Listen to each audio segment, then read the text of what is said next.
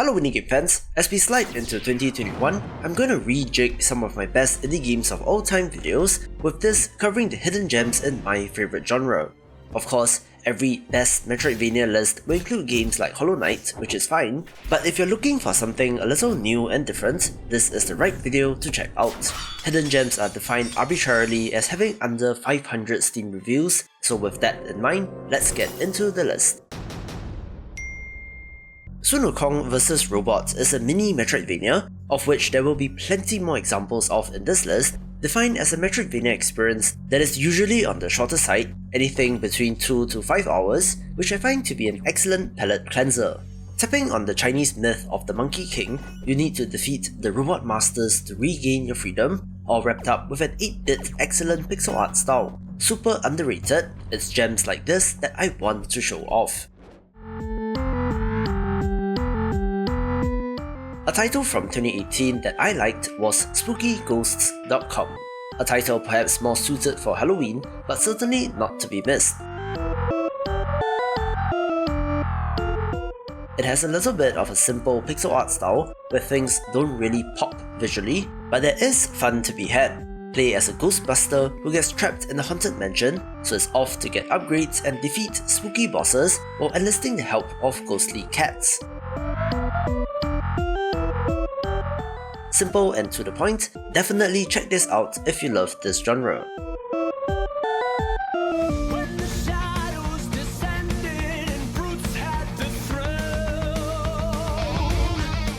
From something simple visually to one of the most interestingly animated titles, Super Daryl Deluxe self-describes as an RPG-vania, and while by some standards is not quite the game in this genre, I do still think that it's worth a look.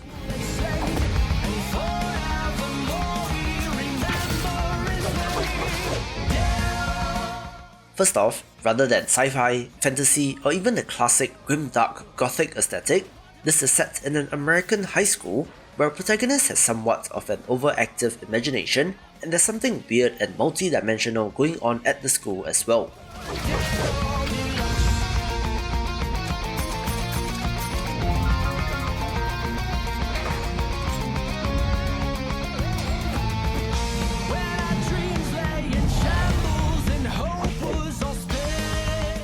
The art style is the selling point, looking more like a cartoon than a game, and this blends in nicely with the satirical sense of humour and references to other media.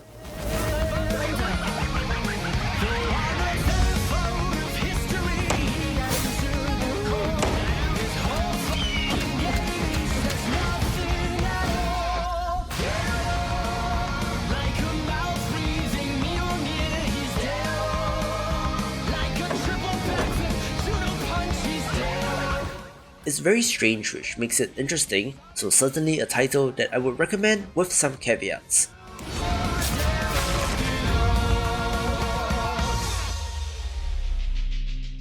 One of the most criminally overlooked games is OUTBUDDIES DX, a well-crafted title that allows for sequence breaks, set in the sunken underwater city of the old gods. Of course, that means Lovecraftian or cosmic horror elements, where a protagonist is an adventurer who got shipwrecked and must find a way to survive and to get out.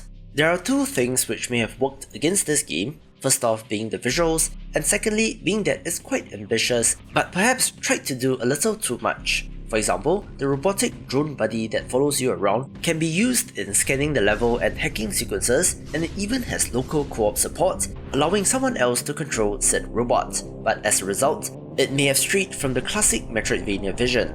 Still, it does give me a little bit of an Axiom Verge vibe and is pretty well made, so certainly check it out.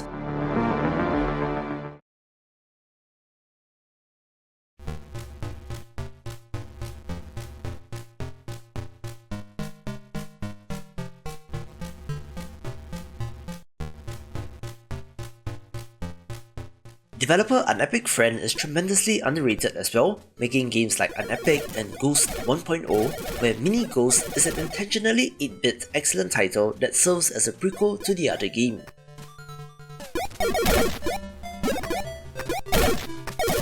It's very retro and would not be out of place on the MSX, which is something that is important to the developer, so it does warm my heart to see this game.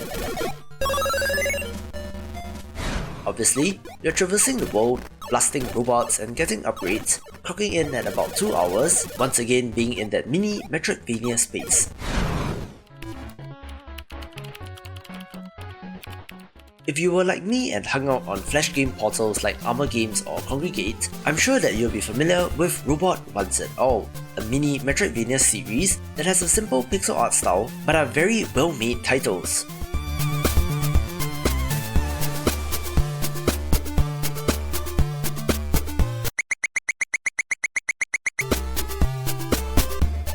With the demise of Flash, I'm glad that this developer took the time to port these to Steam, where this is a collection of games that includes Robot Wants Kitty, Puppy, Fishy, Ice Cream, Y, and a brand new adventure at the time in 2019 with Robot Wants Justice.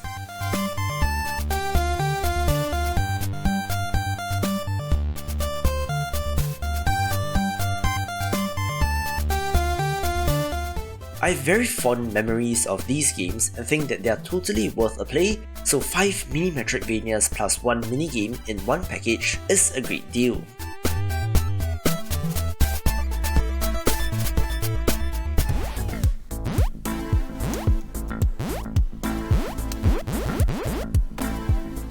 Speaking of mini Metroidvanias, one of the most underrated entries is Necrosphere, a 2-button game which is ingenious in terms of game design.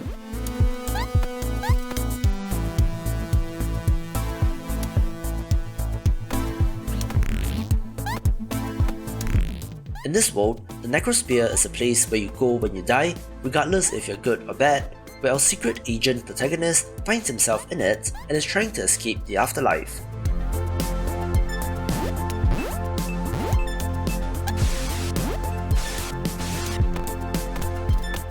It's a little bit more on the precision platforming end of things, with tricky fireballs and spikes to avoid, but it gets a high spot due to how clever the controls are.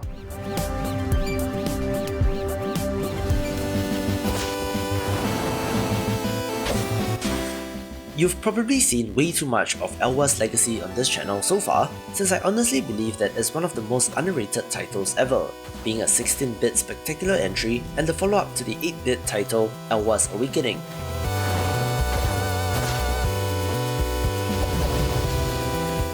It's a puzzle Metroidvania which is cleverly designed, also allowing for sequence breaks, but perhaps the decreased combat focus made it less attractive to some.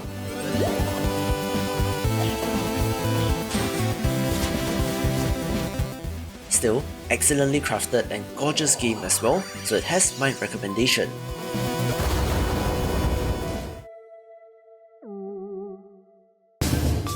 The last mini Metroidvania on the list is Super Skelemania, one of the best made and tightly designed games in the space. You play as an acrobatic skeleton who has to uncover the secrets of this alien planet with very fluid movement and clever upgrades. Sure, it's not the most flashy visually, but trust me, give this a shot.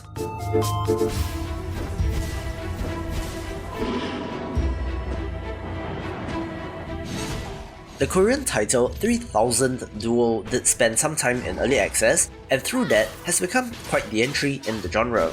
It has sleek action and the classic grim dark world, leaning more on the Castlevania end of things with RPG progression, and in fact does look similar to Bloodstained Ritual of the Night with the 3D assets, which I have said on record that I'm not the biggest fan of.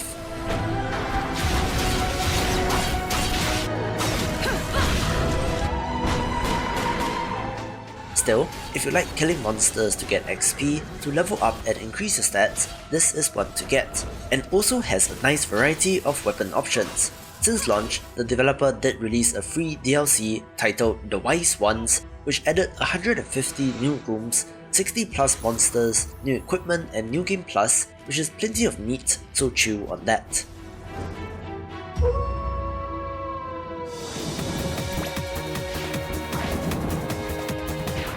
Just talked about Referral Rebirth Plus in my video covering the Steam Winter Sale, where you should have picked it up, but if you have not, certainly one to put on your watch list.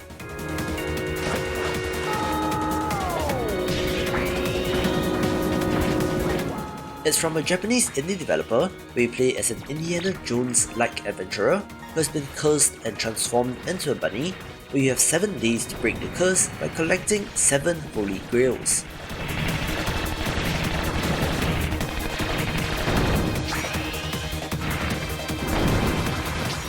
It has what I would describe as Japanese-styled pixel art, not as chunky or bold as Western titles, and looking a little more like Toho Lunar Nights. And in fact, one of the developers credited in this, Vaka Game Magazine, did go on to make that title.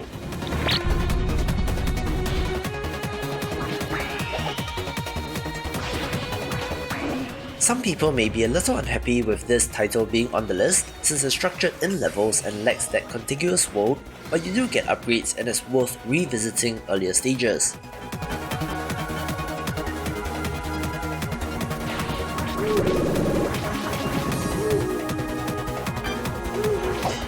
Great action, fun upgrades and awesome enemy designs, this gets a good spot because of that.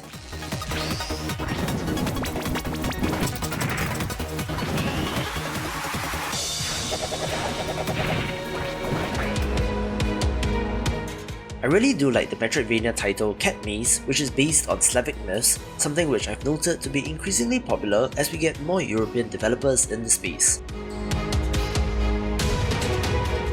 It has a little bit of a fairy tale vibe where you play as a sorceress who is seeking to enter the world of the dead to save her mother. Most critically, you do not attack directly, but have a number of familiars by your side to do it for you. The familiars can be upgraded to become more powerful, and the sheer variety of these are a treat, making this a smaller, awesome title not to be missed.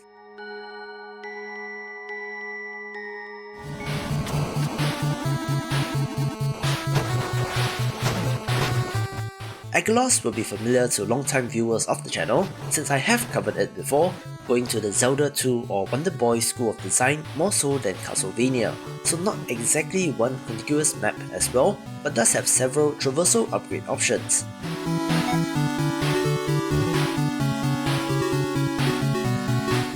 The pixel art in this looks absolutely fantastic, where the boss designs in particular are a highlight, which, combined with great feeling action, makes this a treat.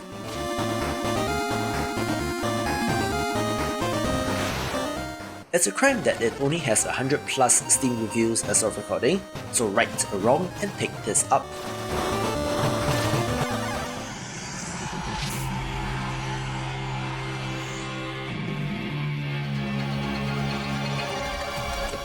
The Brazilian-made Dandara Trials of Fear edition is an excellent example of the sheer range of backgrounds of indie developers based on a Brazilian folk heroine of the same name, and is quite a unique title.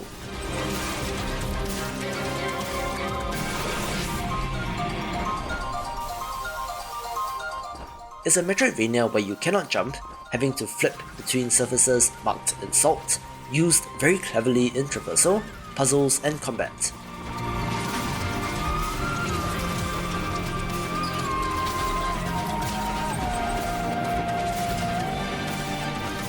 For that alone, it gets on the list, and the developer did put out the free Trials of Fear update, adding new areas, quality of life improvements, more story content and lore, as well as a secret ending, so if you have yet to experience this game, as good a time as any to pick this up.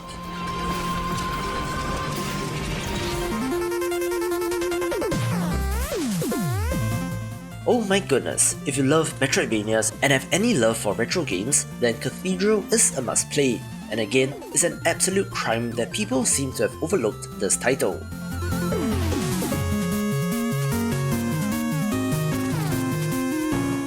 It's basically Shovel Knight but as a Metroidvania, which of course immediately appealed to me.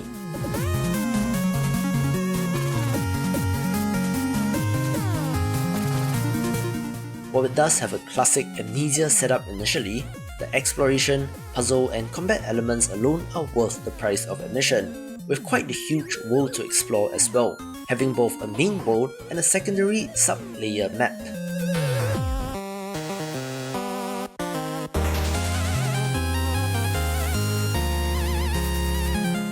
This setup allows for plenty of secrets to find, making exploration a joy, which is the most important part of this genre, all wrapped up with that awesome look and fantastic chiptune soundtrack.